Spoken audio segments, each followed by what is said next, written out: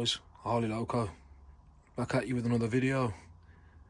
And today's video, we're going to be changing the IAC control, well, the IAC valve, idle air control valve, idle speed valve, and there's a few different names for it, on my 07 Road King. I got this from ARH Custom, which are in the UK. So, without further ado, we're going to get into the video and get it changed. Alright guys, these are just some of the tools I'll be using to complete this job. Posi drive, flat bladed screwdriver, small ratchet with a T20 and a flexi head. That's to get into the IAC valve, as it's a bit, you know, it's a bit of a squeeze on the back and you need to come in from an angle with an extension. Obviously another ratchet, extension bar, 1/2 spanner, 9/16 spanner, and 2 sockets. That's to get your tank off the bike. And for the stabiliser bar on top of the engine mount, you will need a 9/16 spanner and socket combo, or 2 spanner combo. And that's the idle air control 2765806. That's what it replaces. That's the part number for my model of bike, which is a 2007 FLHR Road King. First things first, we're going to have to remove the seat, remove the dash, unplug the dash from underneath, separate that from the tank. You're going to have a bolt here, just under here for the tank, one here, one the opposite side. We're going to have to undo the hose here, the fuel line obviously from one side of the tank to the other. I've got quite a bit of fuel in this, so I'm going to have to pull it off and drain it into something.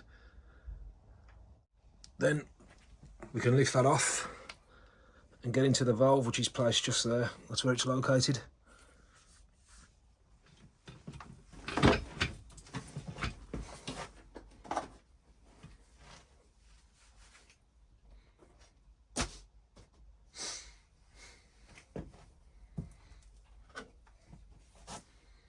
With a Phillips posi drive screwdriver, it's a 1/2 inch down here.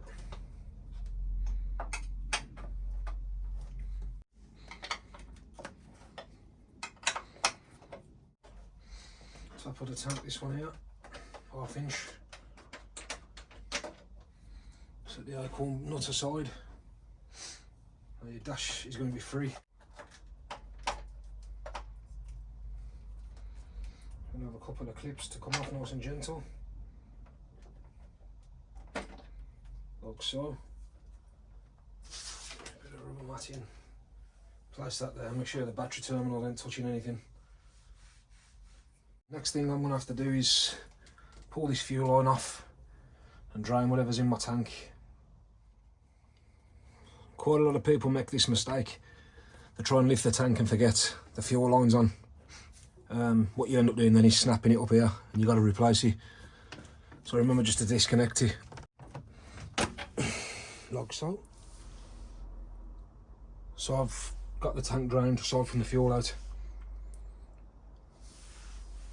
I'm now going to undo these, one either side. I'll just double up my extension bar on this, or put a longer one on, so you miss the engine guard and the air filter and stuff. And obviously be mindful because you're right by the tank, damage any paintwork.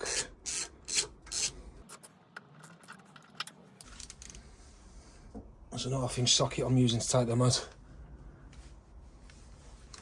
Same the opposite side. I'm going to loosen this hose now, if you can see this fuel line. So flat bladed screwdriver.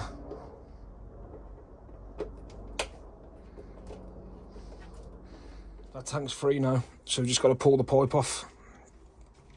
The tank will lift off. Bearing in mind, I'm still going to have a tiny bit of fuel left in there from where I couldn't siphon it out from. Obviously right at the bottom, so we're going to have a bit of spillage. So I want to try and be fast, get it up and out the way.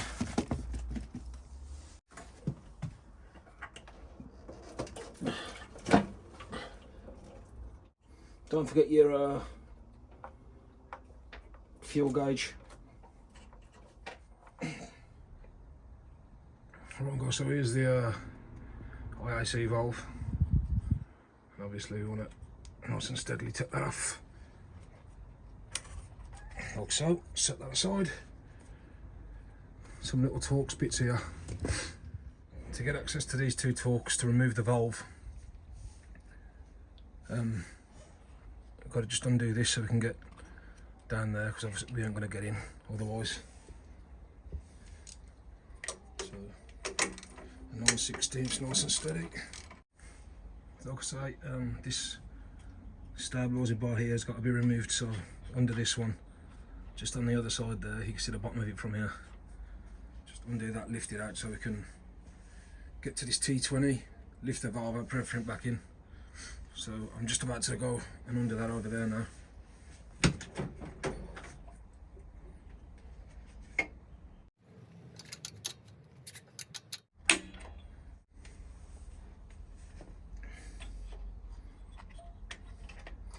So that's out the way.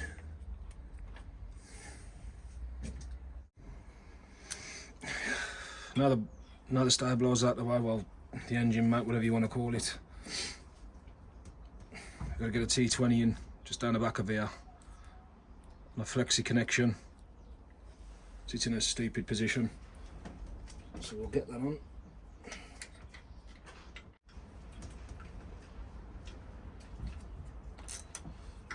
Start turning it out. That one's out.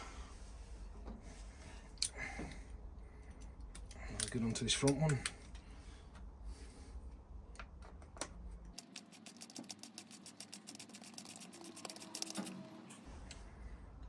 Front one's out.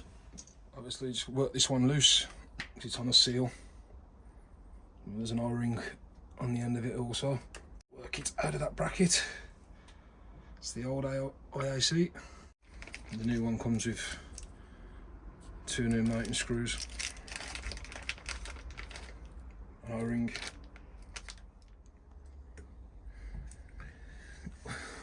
While we're in the top of here, we might just give it a, give it a bit of a clean out.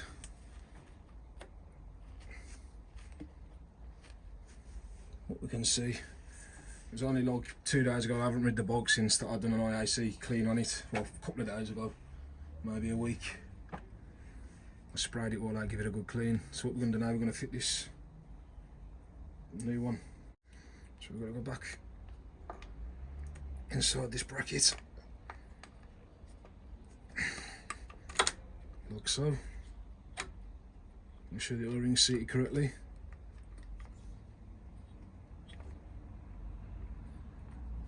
Line it up, push it in.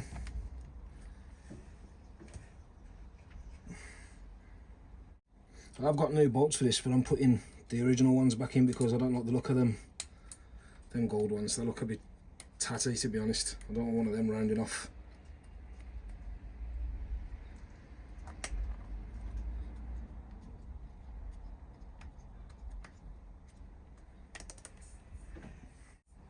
Back's very awkward to get into. Just be mindful.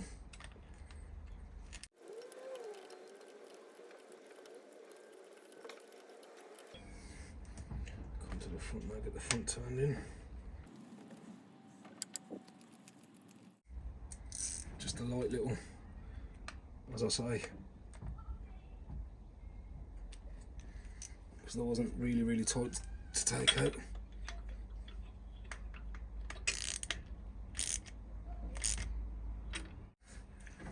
That's seated in now.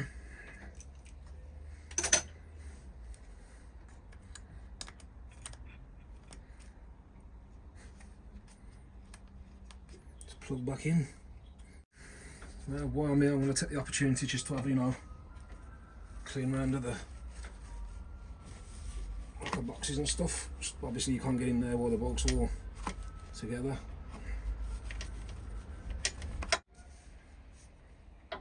Put this linkage back in, tighten that up.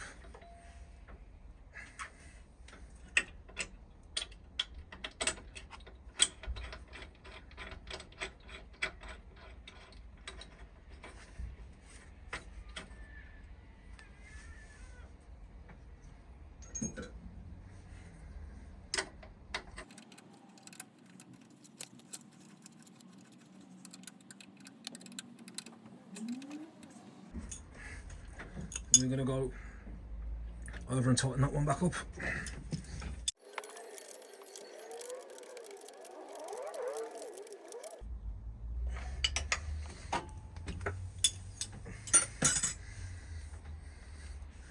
So that's that tightened.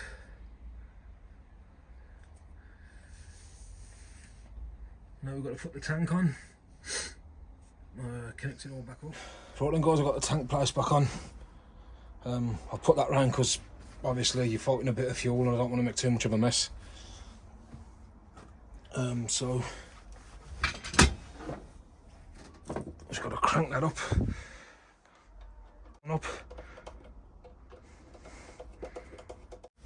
We're going to go over to this side of the tank, connect the fuel line there.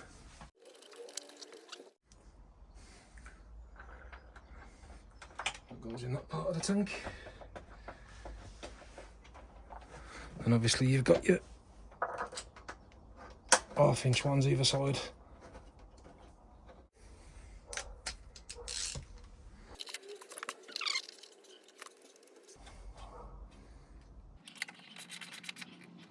So that's the tank all bolted back on. Fuel lines are in. Now put the dash back on.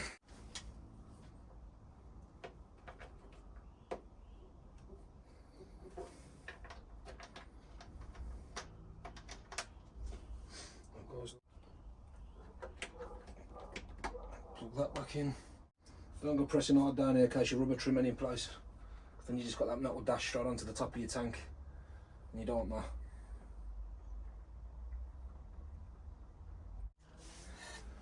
Your acorn up there. And you've got your posi, your Phillips head screw.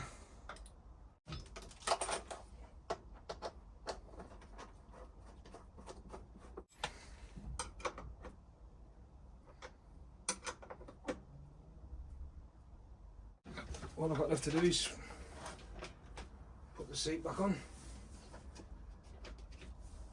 like so. This is a Badlander seat for anyone who's interested.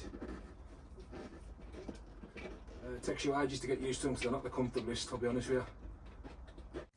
Like I said, job done.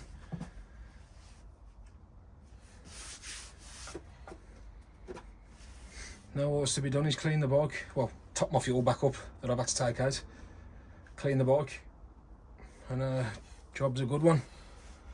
As mentioned before, these IACs can cause like erratic idling and stuff, high, low, cutting out when you come to a stop. Cleaning is always the first go-to, so if you can clean them out, see if that helps you out. If not, then replace it. I've got to the stage where I'm replacing mine to, hopefully that will fix the problem. And I'll update you down the road, but as far as that goes, that's how you remove and replace the IAC valve. I'm sure it'd be the same for most Harley models. This is a 07 twin cam Road King, as most of you follow me know. Yeah, I'll see you down the road with another video, no doubt. Until then, God bless, thanks for watching. Please like, share and subscribe if it helps you out, and leave me a comment. God bless, stay safe.